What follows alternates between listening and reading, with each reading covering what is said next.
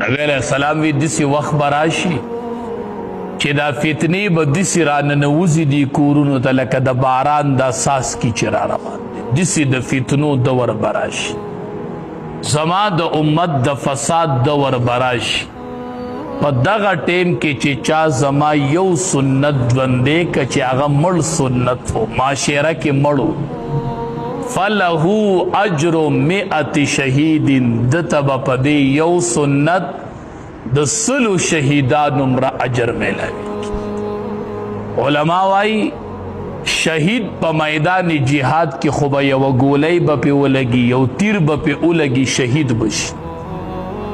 او مړ سنت چې سړی په معاشره کې ژوندی کوي په ده به د هر طرف نه ګزارونه کي دته به خلق مخالف روچتیږي او څوک به څه وایي او څوک به څه وایي چې یو مړ سنت په معاشره کې هغه هم سړی ژوندی کوي نو په ده به بلا ګزارونه کیږي د هر طرف نه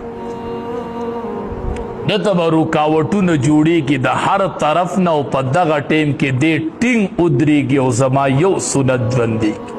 فله اجر 100 شهید دته به د 100 شهیدانو مره اجر میلاوي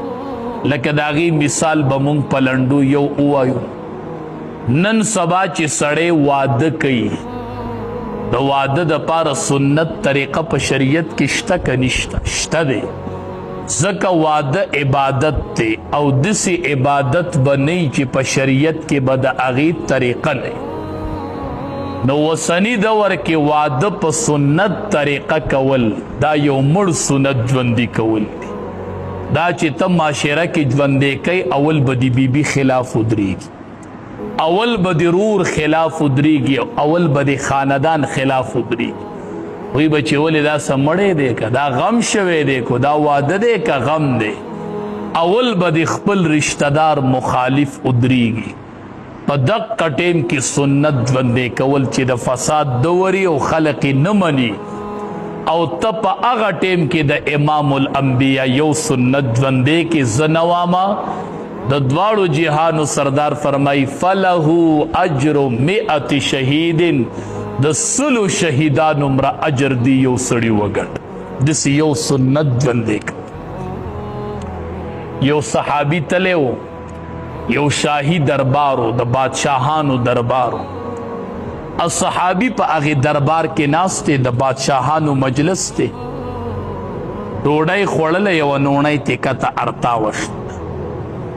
چې نوڼۍ تې نه کته ارتا وشوله ډوډۍ یې خوړله او یوه نوڼۍ تې نه کته ارتا وشوله نو دا د نبي کریم صلی الله علیه وسلم سنت دی چې تا نه نوڼۍ ارتا وشوله او هغه نوڼۍ پاکوي او د خوراک قابل یې ابر اوچته یې خورې هغې صحابي هغې نوڼۍ ته لاس چې لاس کو نه خو شاهي دربار هلته ډوډۍ تاسو به د رزق بې قدري لیدلي په ده چې په ناسته یې وخوري نو شکر ادا که په ولاړه یې خوري الله دې رحم داسې دور راغلی چې د ډوډۍ ټیم شي نو ټول به داسې ودرېږي خوراکونه به داسې په ولاړه پراته لوښې به کولاوی په ولاړه به د څاروو په شان لګي په دغه ټیم کې سنت ژوندي کول دا اجر لري مونږ خپله یو ځای ته تلي دغه شان د خوراک سیستم ټول د ولاړ مونږ پکې څه علما چې د خوراک ټیم شمه چې دا به څه چل کو خدا خو مونږ سره خو چوپړي وو دا صادرې خو راسرار ټی وي چې ډوډۍ ټیم شو جو مونږ سره خو چوپړي وو داسې خالي ډاګ او چې چوپړي م خواره کړه کېناست هغې چې داسې راغلل داسې مونږ ته وکاته چې بیا ورته ځان بد ښکارېد هغه ټول راسره په ډاګو باندې کېناست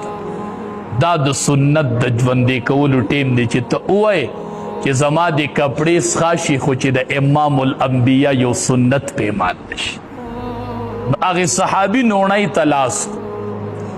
نو چې لاس یې کو نو هغه شاهي دربار ورته وایي دا په زبا بادشاه په دربار کې دا ډېره بده ګڼل شي دا مه کوه داسې دا ښه کار نه دی لکه چې په یو ځای کې ټول خلک په ولاړه ډوډۍ خوري او ته کښېنې نو وایي به چې یاره دا ځای د دې مناسب نه دی صحابي څه جواب ورکړی و داسې صحابه و نن یې مونږ دنده کتلي یو دا مسلمانان چې دې کسې څه نشته دي صحابی ورته جواب ورکي اترك سنت حبيبي لهؤلاء الحمقى وی زه د دې بېوقوفانو د وجې نه د خپل محبوب سنت پرېږدم زه به دې بېوقوفانو ته ګورم نو زه به د خپل حبیب سنت پرېږدم زه به نن هم د خپل محبوب په سنتو باندې عمل کوم